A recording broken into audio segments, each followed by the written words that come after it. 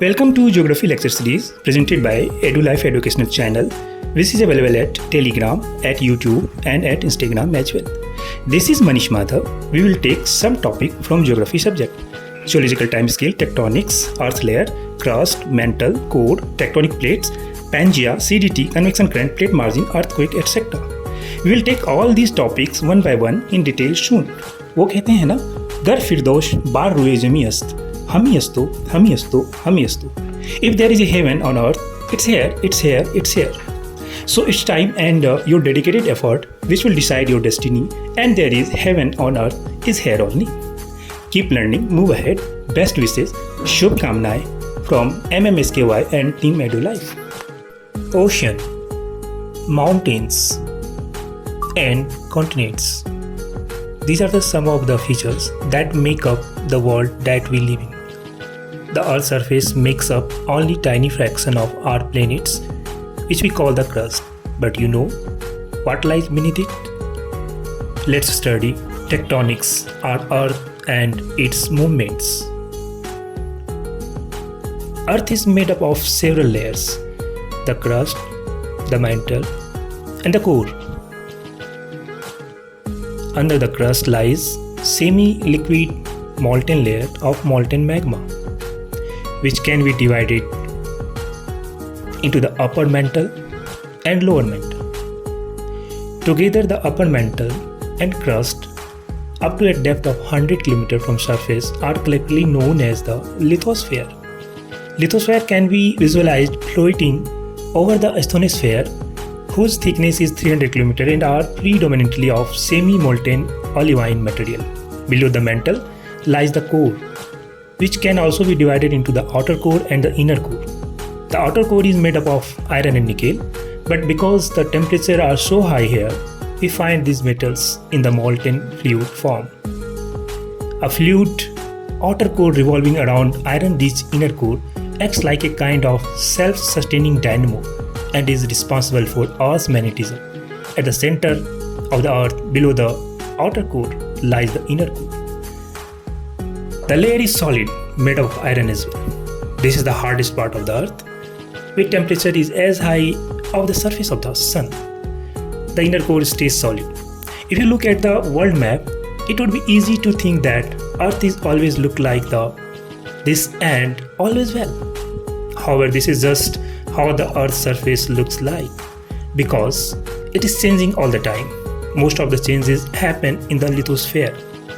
Earth's lithosphere is divided into the many tectonic plates that are of different shape and sizes and fit tightly together like a jigsaw. There are 7 large plates, that is Pacific, Eurasia, Africa, North America, South America, Antarctica, Indo-Austral plates, and several smaller and micro plates, that is Nazca, Cocos, Arabian, Somali, Burma, Philippines, Caribbean, Scotia, etc. Do you know all the continents of today once formed a supercontinent, existed in 335 million years ago, and we call it Pangea. Over millions of years, the tectonic plate which hold the continents moved around, smashing them into each other, and then falling apart into northern Laurasia, that is Angara, and southern Gondwana. This process is called plate tectonics, which is successor and refinement of continental drift theory. CDT. If you look closely, you can see some of the edges of the continent lined up, like the edges of Africa and South America. Fossils of animals have been found in different continents, providing the further evidence that all the continents were previously connected. So how did the plates manage to move the continent towards here today? To find it, we have to look what lies under the plates.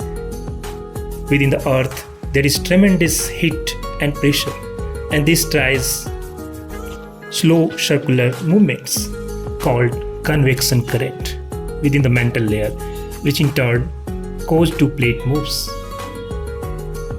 Different tectonic plates meet each other at their boundaries, which are known as plate margin.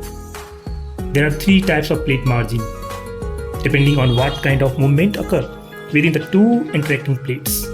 Constructive or divergent plate margin, 2 plates move away each other. This movement forms a gap between plates which allows magma to rise through and cool to form new geological features such as volcanoes. The mid-oceanic ridge under the ocean is an example of constructive plate massing. Destructive or convergent plate massing. Two plates move towards each other. This can either cause one plate to go under and other to be pushed up, or two plates smashed together and pushed upwards. This process can form majestic fold mountains and deep trenches and often create powerful earthquakes. This is how the Himalaya in Nepal, home of Earth's highest mountain, Mount Everest, along with other high and lofty peaks in India as well, were formed. Conservative or transform plate massing. Two plates slide against each other, either in different direction or in same direction at different speed. This part of the world also experiences earthquakes due to the movement of these plates, and example of this is the San Andreas Fault in California. Our Earth is dynamic and active planet, and its surface is composed of many individual plates that are always on the move due to convection current within. The plates are moving far too slowly for us to notice, yet they are responsible for most devastating tectonic hazards, volcanic eruptions, earthquakes, and tsunamis.